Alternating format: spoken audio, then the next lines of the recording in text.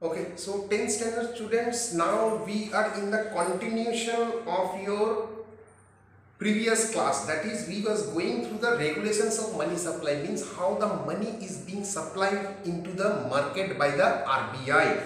Okay, so there we have got the concept of time, this one, not time, okay, demand deposit, time deposit, everything, and we have gone through the last video for M1, M2, M3 and M4. This M1 and M2 is known as narrow money, and these two are M3 and M4 are known as broad money. We have concluded till that. Now we will go further. Apart from this money supply, the bank engage in credit creation, which adds to the total money available in the economy. Okay, credit creation means giving loans to more people, but that also is a calculative form. We can't give loan to everybody. Okay, to avail a loan, a person must have some criteria.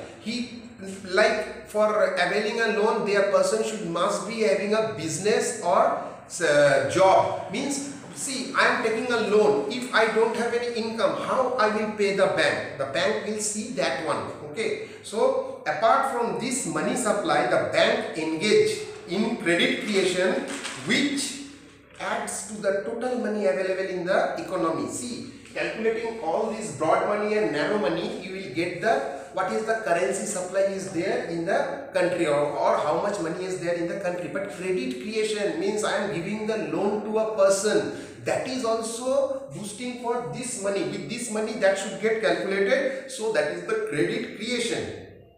Apart from this supply, the bank engage in credit creation, which adds to the total money available in the economy. This money supply and the available supply of goods, this money supply and the available of goods and services affects the demand for them and therefore their prices. Now, how the prices of everything it is decided. It is exactly the money supply in the market and the availability of goods and services are there. Okay, money is there more, but suppose agriculture, rice is less, what will happen? The price will increase. Rice is more, okay, money is less, okay, what happened? The rice, there will be a fall in the price. So the price of any commodity depends on the supply of the money, and the availability and supply of goods and services. Very important thing, how these prices of anything is being developed. Thus, a higher supply of money, if not coordinated with supply of goods, would lead to a situation of inflation or a period of rising price. Okay. I told you, higher supply of money is there. Suppose I am having in my pocket 2000 rupees. Okay.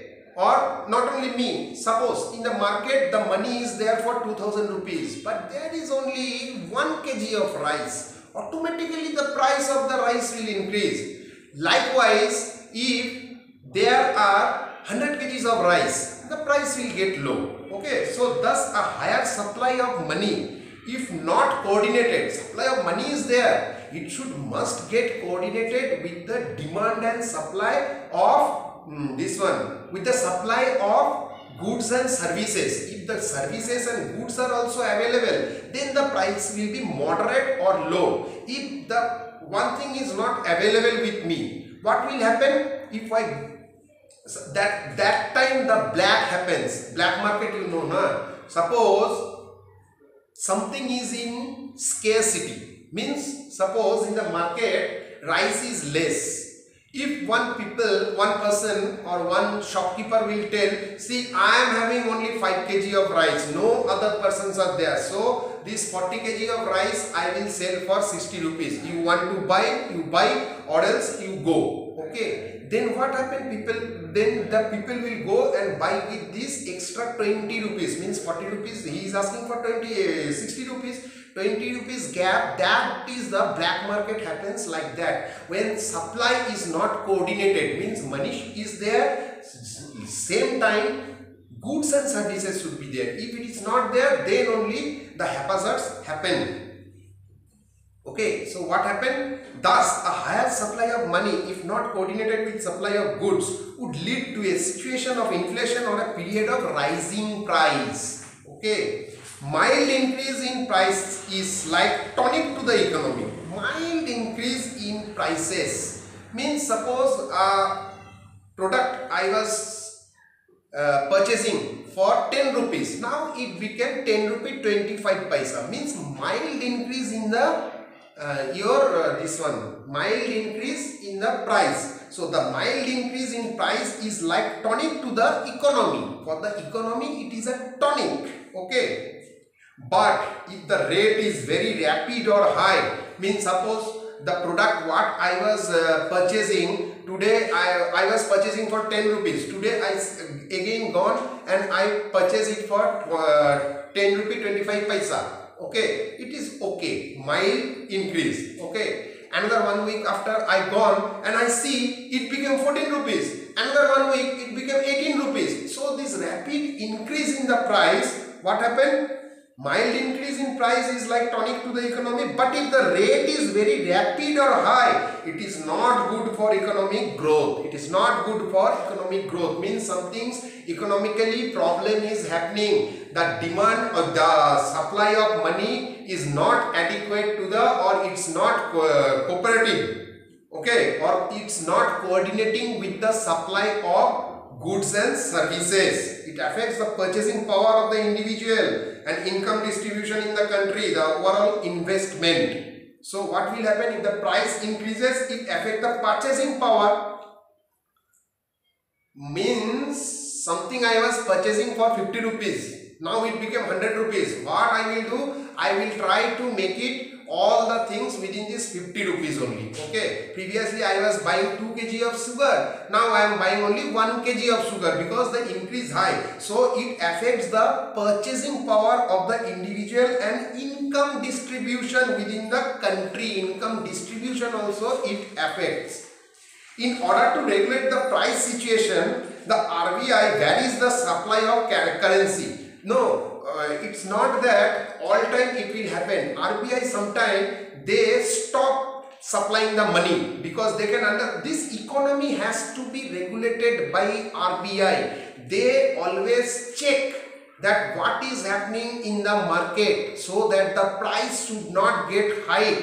The black market should not come. Okay, for that every financials and economic measures, they are the only organization who takes care of our country. In India it is RBI, means Reserve Bank of India, but in other countries also, all the countries are having a similar type of bank, that is known as central bank. Okay, central bank, which will be regulating not only the banks, the total economic and financial affairs of the government as well as of the banks. So in order to regulate the price situation, the RBI varies the supply of currency. Supply of currency, it varies. Sometimes it pump up to the market, sometimes it don't pump up to the market, because they know if we give more money now to the market, it can produce hazards. It also regulates the credit lending by banks through certain measures. Okay, credit lending, it also regulate. What it regulate? The credit lending. See, they told to all these bank have to go to RBI and they have to take permission that I can give how much loan to a person. How much loan means, suppose they have told that you can give loan for only 1 crore rupees. So in the previous video also I have told you in the functions of bank that the RBI will tell how much loan capacity you are having. You can't go beyond that. You can't go more than 1 crore. Below to that you can give. You give for 10 people, you give for 1 people, that is not a factor. But you can't cross that margin of 1 crore or whatever has been prescribed by RBI. It also regulates the credit lending. Credit lending means giving the loan to the customers.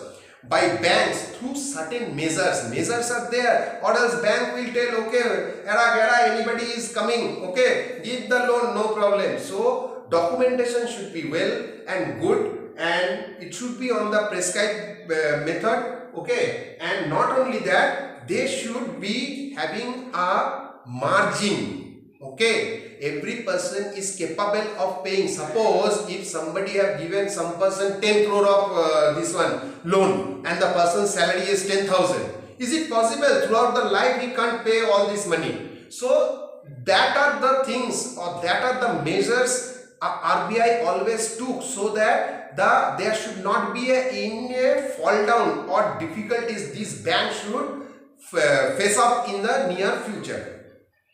The measures taken to regulate credit, overall money supply in the economy and interest rate are together called monetary policy. This is called the monetary policy of RBI. Okay, the monetary means money, paisa. Okay, this monetary policy has been given by the RBI of the country, not RBI of the country. In India it is RBI, in other bank it is named other, but it is mainly named as central bank. So the measures taken by central bank or RBI in India to regulate credit, overall money supply to the market, pumping the money to the market as per the economic situation in the economy, and the interest rate are together called monetary policy. So with this we have concluded this. In the next video, that is also the thing, credit control measures by RBI. That is also an important. We will discuss it in the tomorrow's video. Okay, thank you and have a nice day.